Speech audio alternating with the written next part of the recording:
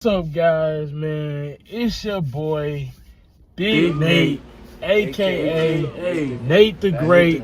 We are back with another video. It is your boy, Big Nate, aka Nate the Great. The horsepower on both of these vehicles is rated at 640 horsepower. 600.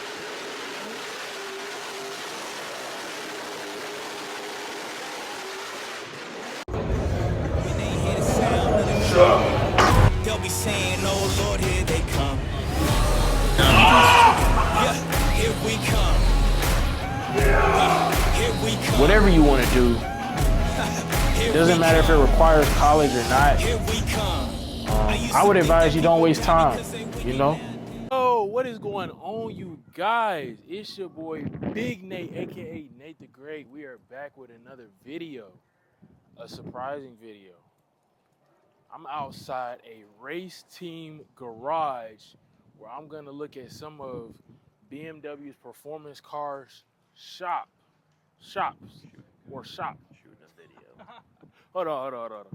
Shop. I got it wrong. Anyways, I found this shop on accident, which is crazy to say, because especially as a guy that really likes BMW, you know, that's crazy.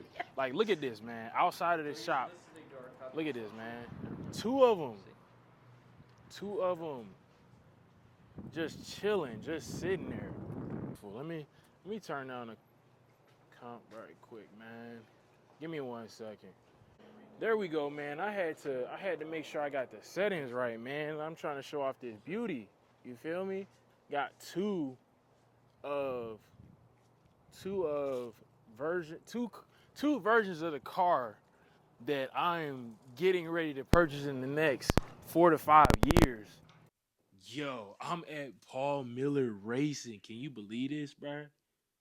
Like, I'm actually at a race shop, bro. I was telling Buddy later on in the video, like, damn, I feel like I'm in freaking Gran Turismo, like the scene where got the Lamborghinis going in the shop, getting worked on, getting souped up, and I just get to see everything behind the scenes, man. I'm blessed, man. You know, I figure if I get a blessing like this, why not show this with y'all, man? Like, I want to experience this with my family, man, and that's why I wanted to make this video, so that not only I could enjoy this blessing, but for you guys to learn some new things and for me to learn some new things and kind of just see what it's like to really be in a real car shop. But yeah, man. Anyways, with that being said, I'm gonna try not to do as much yapping in this video.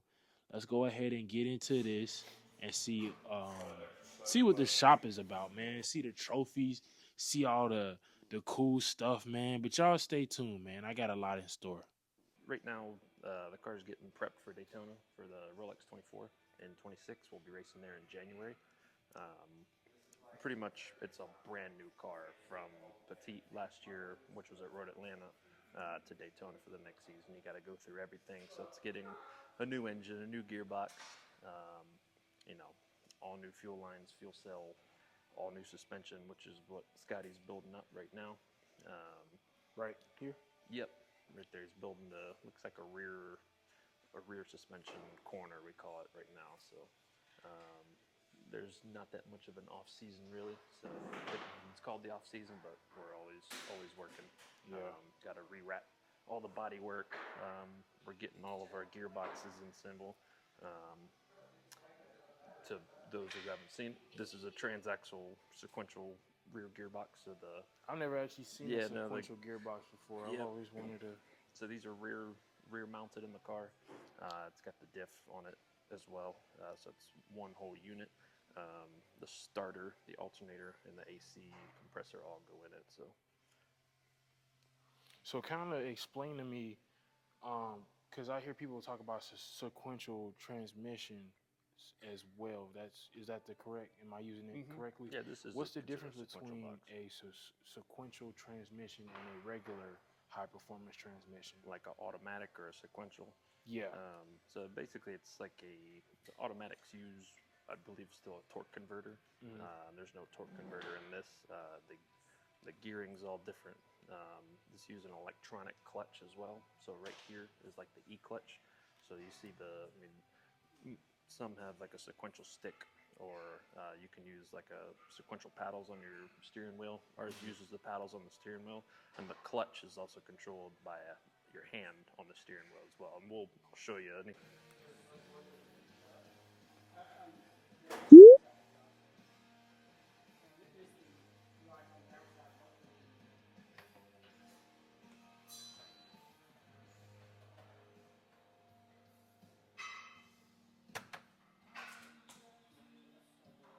Example of a wheel when we get over there, but yeah, they're completely different. I would not recommend running one of these on a street car on the street. They're not that comfortable. So yeah. Okay.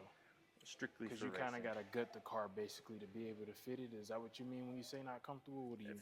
You got to do a lot of work if you want to fit one of these into a car, but Got you. Okay. yeah. Okay. Cool. Well, yeah. Let's go ahead and tour a little bit if we can. Yeah, sure. We'll take you up to the truck bay. Yo, this is crazy. This is crazy. All right. So what we have now, we're going through, just pretty much going through every single spare part, all of the pit equipment. This is our main truck where the car rides up top, and then this is our timing stand that goes like on pit lane as well. So we set up this on pit lane, and then all the bottles are run for like pit guns, wheel guns, all the timing and scoring equipment's up there as well. So Okay. Okay.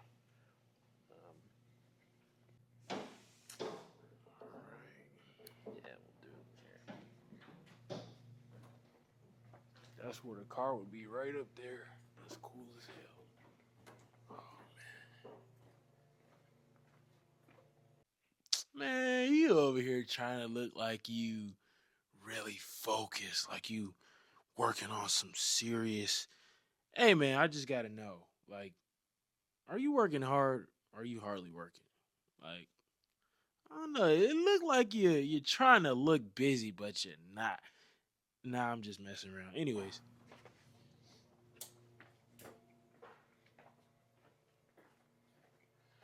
Man, this is. Yeah, it's pretty much a rolling shop. Yeah. Anything you need, you're gonna have.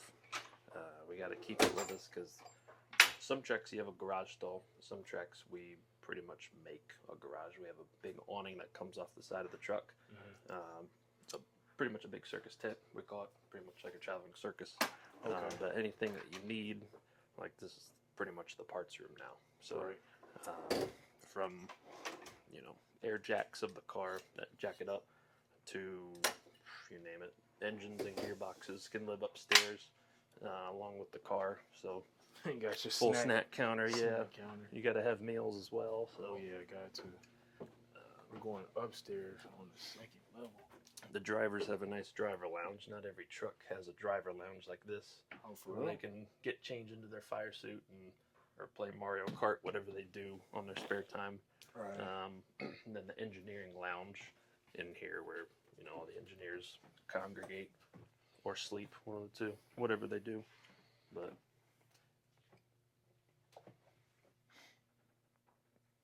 Cool. yeah.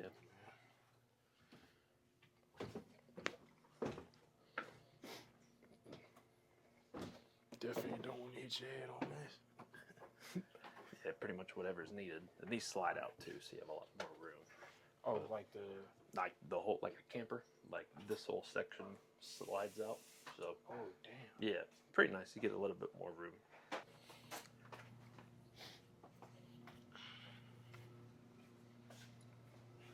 Damn. Son is big, bro. Lord have mercy. Looks pretty cool with the whole cab on it too. Oh my God. Yes, it does.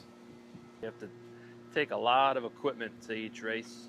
Like for Daytona, we're just going to bring these two trucks, but they're slam full of just a lot of equipment. You got cars, you got the whole timing stand, you have flight cases full of equipment, you have, you name it, crew gear, spare parts, spare engines, it's...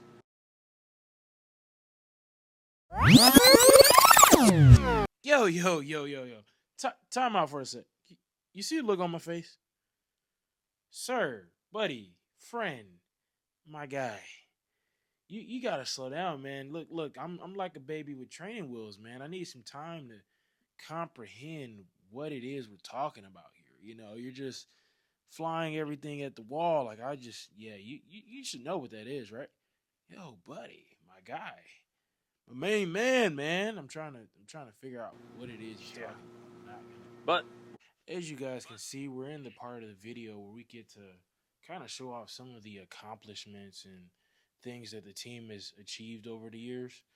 Um, some interesting trophies, really a lot of trophies. I'm not gonna lie. I was, expecting a couple, but I mean, damn, like it's like three levels of different trophies. And in case you were wondering, is this all of the trophies? I was wondering the same thing. I was like, man, they got so many. But with that being said, it actually it actually is not, you know. Let me show you this fire ass picture with these signatures.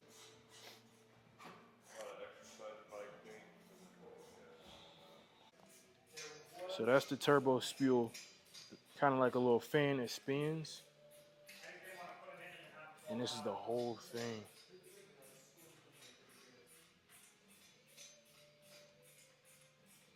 That's cool.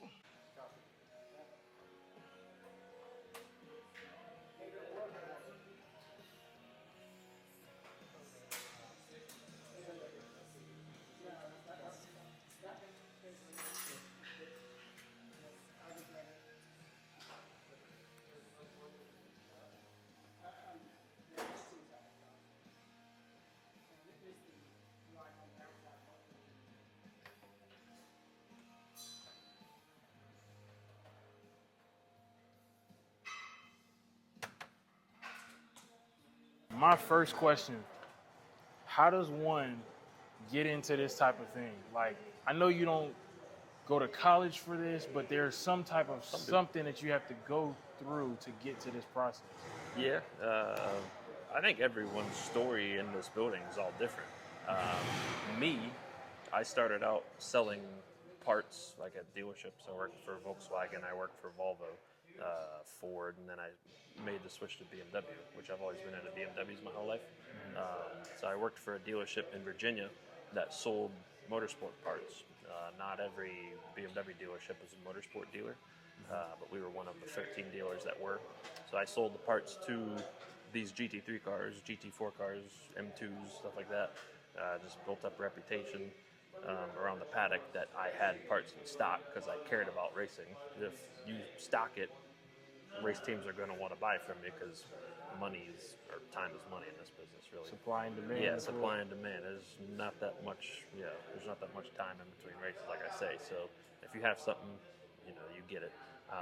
But anyway, I put in an application um, with this team. I moved from Virginia to Georgia to be here. So I started. It was a little over a year ago. So Oh, okay. yeah. So you knew with the company, but not new in this world, I guess you would say. I've been in racing here or there. My brothers all raced. I've raced a little bit in my past before. I used to work for a company called World. They're like kind of like a Turner Motorsport or ECS Tuning, where they purchased and sold aftermarket parts, but they also had a race team with them as well. So I did a little bit of work with them. And everyone in the racing world knows everyone. It's a real small world, so you have good references in this line of work too. Okay. Yeah. Okay. Cool. Man, that's interesting. What does a typical day for you look like specifically? Me, so I'll come in, I'll check and see what orders that we have coming in. There's over the off season, like when we're not racing, from one year to the next, BMW or any OEM usually comes out with a new set of parts, like what they've updated, what they've changed. So we're going through all the updated stuff right now. Unfortunately, most of the stuff is stuck in customs at the moment. That's like a whole BMW process that we're trying to get over. So that's been frustrating for these guys to get the work done. As you can see, it's a work in progress still. It doesn't look like a car right now, Yeah. so they still need all the parts they can get. But it's anywhere from ordering a part for this car, ordering toilet paper, ordering a part for our little tugger Taylor Dunn, which you heard in the background, making a whole bunch of racket. Yeah.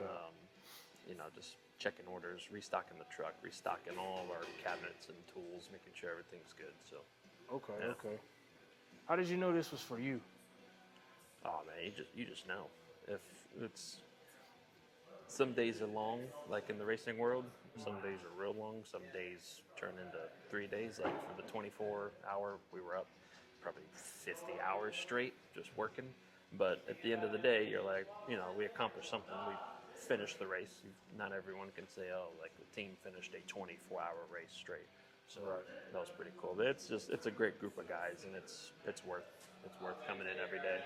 It's worth traveling for. It's worth the camaraderie around here is great. Okay. So, yeah. So speaking of races, kind of give my viewers as well as me an understanding. What races have y'all participated in, and then what was your most memorable race, and why? So we run in IMSA, which is the International Motorsports Association. It's owned by NASCAR, so it's their own sanctioning body, but NASCAR owns a portion of them. So we race. It depends. They change the schedule almost every year, but usually every time it starts at Daytona and ends at Road Atlanta. And there's usually about 10 races a year, depending on which class you're in. We'll go Daytona for the 24-hour, and then we'll go to Sebring, which is in Florida as well, for the 12-hour. So the two biggest races are the first and second race.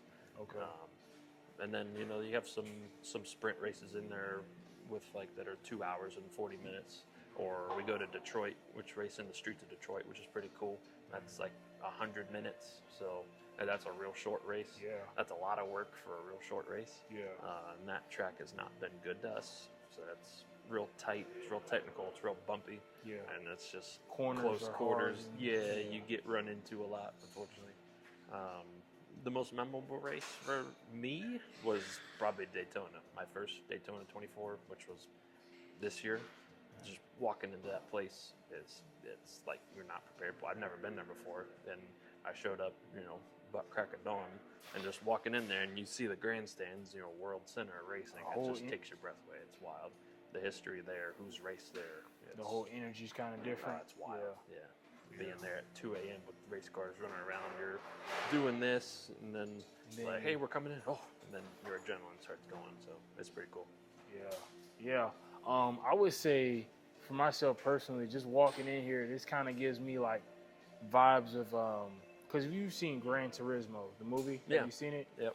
Played So the it kinda- games growing up too. Yeah. Oh, for real? Yep. I never got the chance to. Hopefully, when I get my game system, I'll definitely have that Yeah. as one of my games. But yeah, just watching the movie, just seeing like the pit stop scenes and seeing the scenes where I forget his name, but he was a retired driver. He's training the main character how to drive and stuff.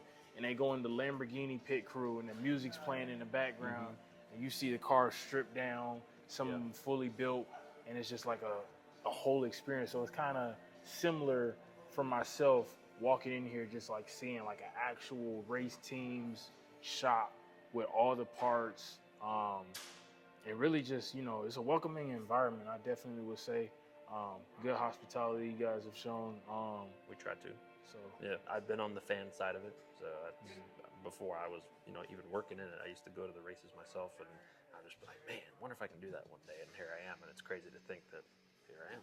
how much is a ticket for a race? Like, what's the average price? That depends. Like for the 24, if you can get one, they're mostly sold out. They have like different tiers of packages. If you want like the full like VIP access anywhere with meals and everything, probably I don't even know. I don't even want to take a guess. What's probably like a 1,000 or middle? so. So like not the most expensive, not the cheapest, just average. What's like an average ticket's cost? probably about $90 or so. $90? Not too bad. Yeah. So it can go I'd from say. 90 up to 1,000 though, right? Yeah, it depends on which track too. And Okay. IMSA's, they always do a bunch of giveaways and for especially to try to get people in. Like sponsors will give away a whole bunch of tickets, or companies will. We might try to do something later on this year. Might try to do like a raffle or something. We've done that in the past, but yeah, who knows? Okay. It's definitely worth coming out. It's so much fun. Yeah, I Yeah. saw something on Instagram about a mini Le Mans. Does that sound Yeah, familiar? the Petite Le Mans, which was at Petite Road Le Mans. Atlanta. Yeah, and Okay. this car actually won when we were there last. So Okay. yeah, it's 10 hours at Road Atlanta. If you've ever been out to that track, it's a I haven't got the track. opportunity Oh, yet. it's right 15 minutes down the road. You Yeah. should go. I should. I should. Don't you got to get invited, or No. how does? So you Well, just it got to buy depends. tickets and.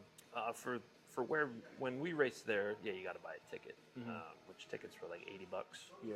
just to get. Well, no, in I the mean, door. of course, you're paying for the ticket, but I'm saying, like, other than just paying for the ticket, is there anything else that you would need to do, or? No, the IMSA paddock, you can pretty much, like, if you wanted to come see me, buy a ticket, go in the gate, go to our trailer, just say, hey, I know him. I'm like, oh, come on over.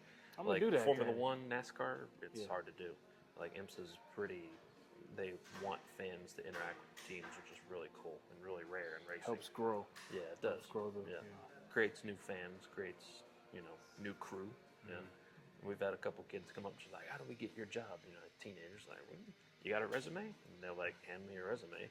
That's And, a crazy thing you said, because I was also thinking about that when I was asking you about school, like what do you have to go through to Right. get here? When you say resume, right? That was the first thing that popped into my head. What do you have to have on your resume? What do you have to have? What would someone look for on a resume for them to be taken serious, to be brought onto the team to do this kind of thing? It depends what job you want. If you just want to clean floors, if you can show up here every day and just be a good person, Right. who knows? To be But like a person that actually works on the cars, works on the parts that go into the cars, because of course you got the person assembling the parts, you got Yeah. the person putting the parts into the car. That's true. You got the Yeah. parts that make sure the person that makes sure the parts work and function correctly. Yeah. And then you got the people ordering the parts. So we'll say somebody that either assembles the parts, or a person that actually puts the assembled parts into the car. Yeah. What would it take for them, resume wise, to get their foot in the door and be taken seriously? Experience always helps. It is hard to get into this line of work for sure. People have done, they showed up at a track, just like, hey, do you need help? I'll work for free, or I'll work for experience. I've done that when I was really young. It sucked sometimes because, they'd be like, yeah, we need help. And then they go out and wreck a car, like, hey, can you do body work? Like, not really. Yeah. But it's- Something a little bit higher than your capability. Yeah, all experience is good experience. But every line of work's different. Like if you want to be an engineer for this car, most of them have some sort of engineering degree or just Okay, have so you done do- it for a while. So it depends on, like I said, like race mechanic, you can go to school for that. Like you can go to NASCAR Tech or like UTI, or if you've been just a line mechanic at a dealership or something, that all that helps too. These cars aren't that. They look like from a distance, they look complicated, but they're really simple once you get diving into them. You just have to be really, really precise. Like it has to be a precise person, like a really methodical thinker, like Justin and Freak over there. Those guys, it's down to what kind of Loctite they're using on the bolts. They care about Right. everything. Yeah. Not everyone Attention can to do it. detail. There's a lot of stress involved to it too. You got to Oh, yeah. trust yourself too. Like, all right, go out and run 180 miles an hour through that corner. I built the car, so I don't know if everyone can do that. So No, I mean, definitely sounds like something down my alley. Definitely. So yeah, that's of course one of the reasons I decided to ask that question. Yeah. Not only for my viewers but for myself, because I've always wondered, like, I haven't really seen any information when it comes to this type of thing, because this is a more, I would say, more of an extreme side. Like when you got sports, right? You got Yep. you got pee wee football. Yeah. And you got pee wee, which is like your rec. And then you got, once your school has it, if your school has it, middle school, you might play middle school football. Then you got high school, that's high school football.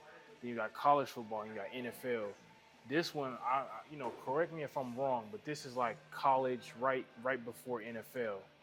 it's pro racing. Oh, so it's yeah, it pretty much is the NFL. It's pretty much Okay. the NFL of sports car racing. Yeah. Okay, for sports Yep. car racing.